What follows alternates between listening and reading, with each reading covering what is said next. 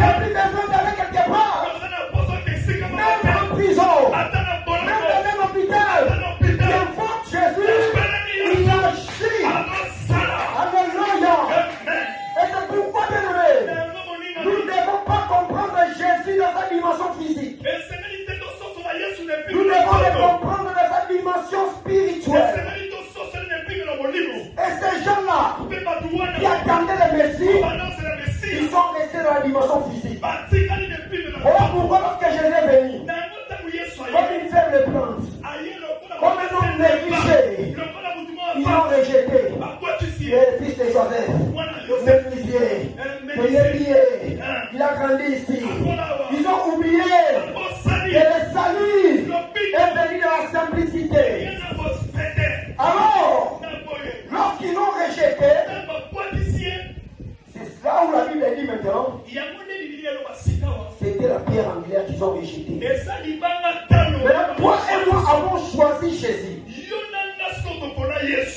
Nous avons reçu la pierre angulaire. Voilà pourquoi j'aimerais nous dire une chose. Il est écrit dans la parole de Dieu. Quel il est, quel nous sommes. Tu n'as pas encore compris. Quel il est, quel nous sommes. Très souvent, lorsque nous nous identifions à Jésus,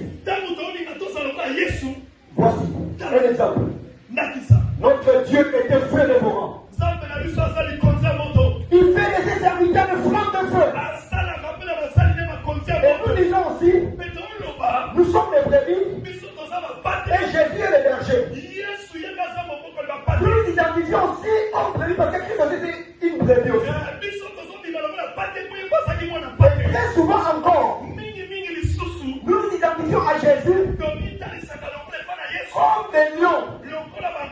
Parce que lui-même, il est le lion de la tribu de Juda.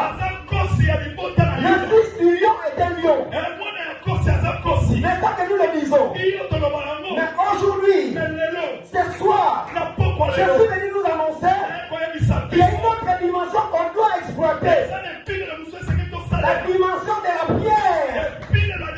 La dimension du roc.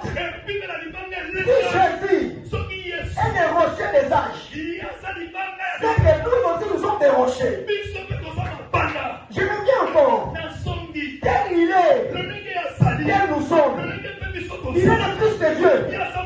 Nous sommes des fils de Dieu. Il est le roi des rois.